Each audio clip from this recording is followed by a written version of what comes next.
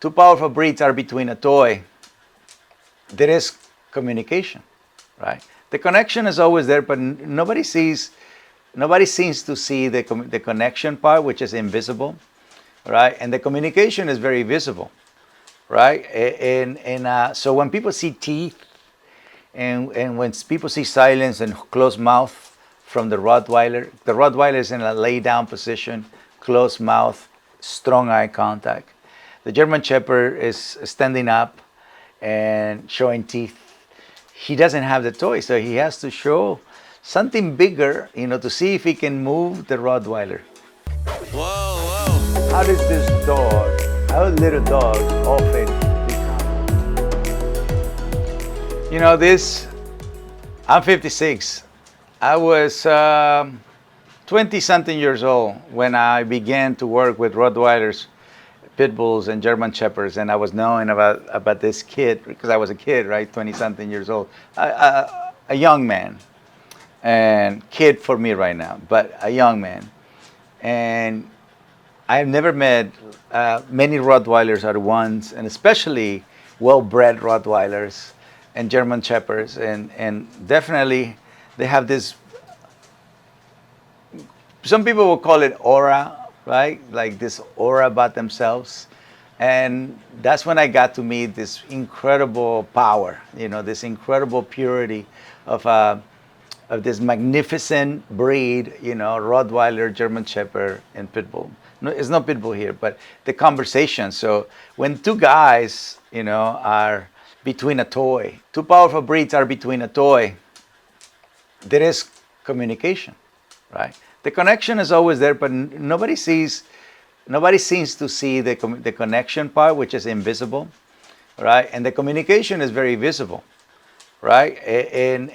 So when people see teeth, and when people see silence and closed mouth from the Rottweiler is in a lay down position, closed mouth, strong eye contact. The German Shepherd is standing up and showing teeth. He doesn't have the toy, so he has to show something bigger, to see if he can move the Rottweiler. And the Rottweiler knows the toy is right between his feet, so that alone lets him know I have a much better opportunity than to keep this toy. So I just want you to see how awesome they are, how they save energy, how they don't anticipate nothing wrong, how they live in this beautiful moment of connection, communication, relationship. I don't feel intimidated. I don't feel tense. I don't feel nervous. But when I'm around this conversation, I know I would never say that in front of bears and stuff like that. But because I know dogs well, and that's my purpose, to teach people how to know dogs well, even in a moment that it looks very primal, very aggressive, I actually admire that moment.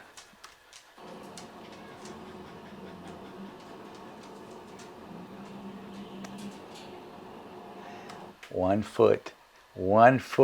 This is a beautiful, beautiful, beautiful connection, communication, relationship video between a German Shepherd and a Rottweiler who want the same toy.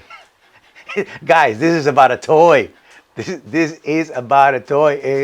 It's nothing to do with anything else. These guys want the same toy. And so, but you see how the German Shepherd is, everything is very calculated. He doesn't want to fight. If it was a fight, he would have moved right into it, right? But the only thing he wants is to convince this Rottweiler to give up the toy or to move away from the toy.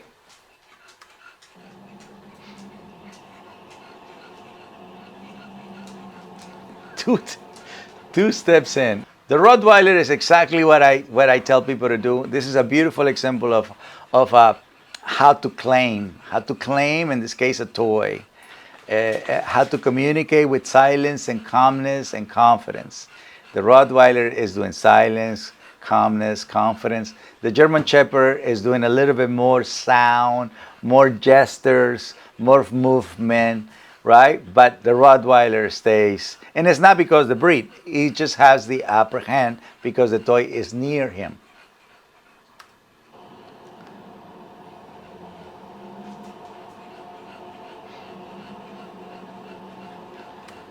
watch the moment, because there's the subtle part. If you want to learn dog psychology, if you want to become a behaviorist, what we get paid for, or what we have to provide to pet parents, is to understand that moment, the moment where the dog is doing this, telling that's what I want. So the German Shepherd kept the eye contact with the Rottweiler, but at the moment he keep reminding the Rottweiler, I just want the toy. I just want the toy. That's all I want. I look aggressive. I look fierce. I look dominant. I look very German Shepherd, but I just want the toy. I just want the toy. That's it.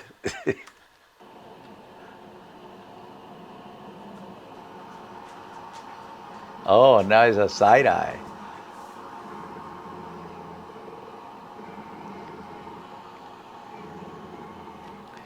Now, this is a beautiful moment, 46 seconds.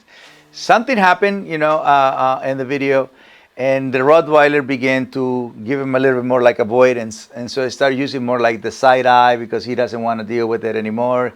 He wants him to go away, right? So they start doing this behavior like, just leave me alone kind of thing. So, but because the German Shepherd sees this avoidance, he's interpreting as the dog is surrendering to me, the Rottweiler is surrendering to me.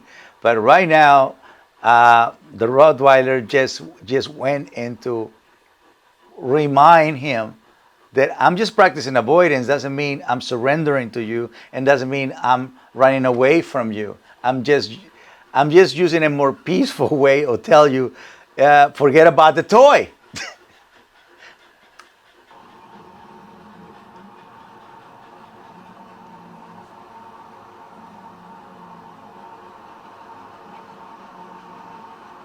Wow. That Rottweiler is so patient. That's it. That's it. That's the beauty of three things, guys. Silence equals patience.